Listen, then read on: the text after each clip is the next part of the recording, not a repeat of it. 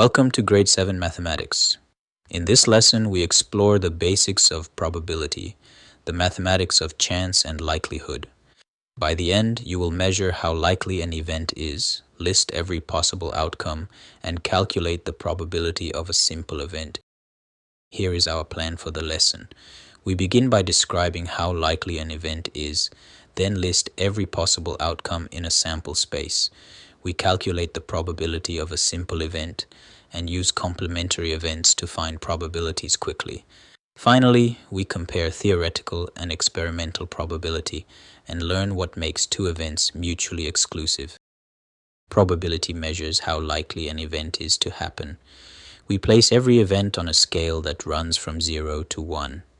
An event with a probability of 0 is impossible, it can never happen, like the sun rising in the west. An event with a probability of 1 is certain, it is sure to happen, like the sun rising tomorrow. Halfway along at 1/2, the event has an even chance, as likely to happen as not, like a tossed coin landing heads. The closer the probability is to 1, the more likely the event. Once we can place an event on this scale, we are ready to put a number on it. Before we can measure chance, we must know what could happen. Each single result of an experiment is called an outcome. The complete list of all possible outcomes is the sample space. When we toss a coin, the sample space has two outcomes, heads and tails. When we roll an ordinary die, the sample space has 6 outcomes, the numbers 1 through 6. Because the die is fair, each of these 6 outcomes is equally likely.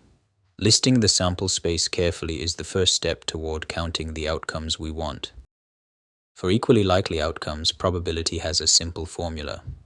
The probability of an event is the number of favorable outcomes divided by the total number of possible outcomes. Suppose we roll a fair die and want the probability of rolling a 4. Only one outcome is favorable, the face showing 4. There are 6 possible outcomes in total. So the probability is 1 divided by 6, which we write as the fraction 1/6. Every probability we calculate this way lands between 0 and 1, exactly as the scale promised.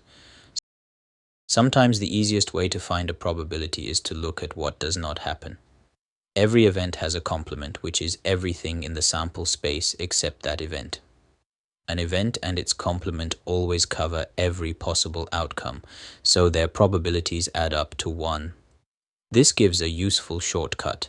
The probability that an event does not happen is 1 minus the probability that it does.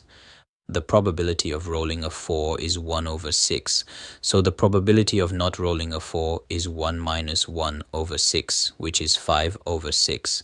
When the event you want is hard to count, count its complement instead. There are 2 ways to find a probability, and it helps to keep them apart. Theoretical probability comes from reasoning about a fair model. For a fair coin, we expect heads half the time, so the theoretical probability of heads is 1/2, even before we toss it. Experimental probability comes from performing the experiment and counting what happens. If we toss a coin 100 times and get 47 heads, the experimental probability is 47 out of 100. The two need not match exactly, but the more trials we run, the closer the experimental result tends to get to the theoretical value. Some events cannot happen together at all. 2 events are mutually exclusive when they cannot occur at the same time because they share no outcomes. On a single roll of a die, rolling a 2 and rolling a 5 are mutually exclusive. One roll cannot be both. For mutually exclusive events, the probability that one or the other happens is found by adding their probabilities. The probability of a 2 is 1/6, and the probability of a 5 is also 1/6. Adding them gives 2/6, which simplifies to 1/3. This addition rule works only when the events cannot overlap. Probability is not only for the classroom, it shapes choices we make every day.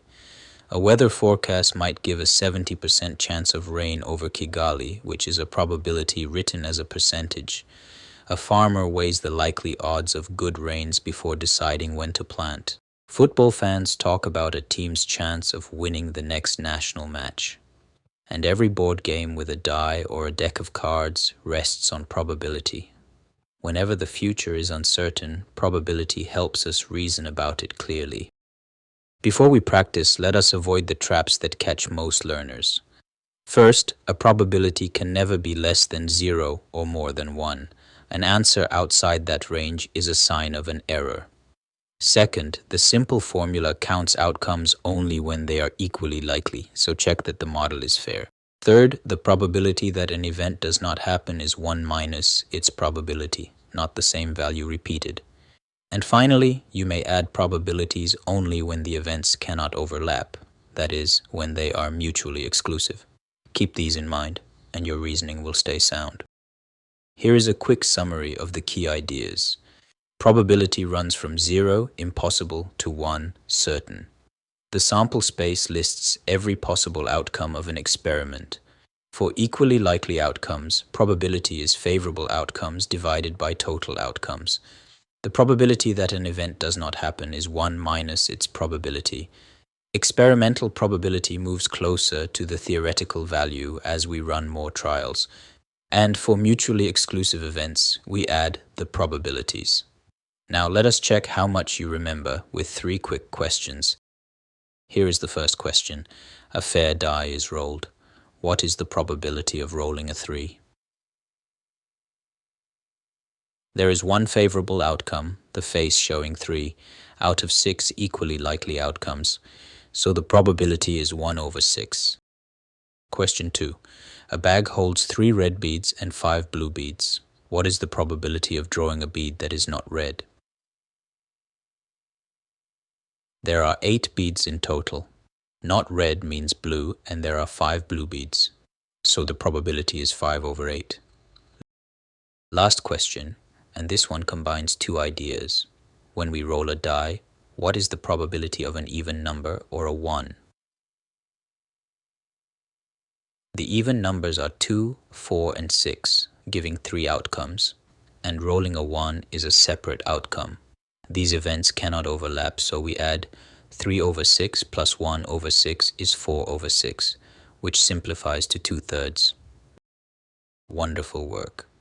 You can now place an event on the probability scale, list a sample space, and calculate the probability of a simple event, including complementary and mutually exclusive events.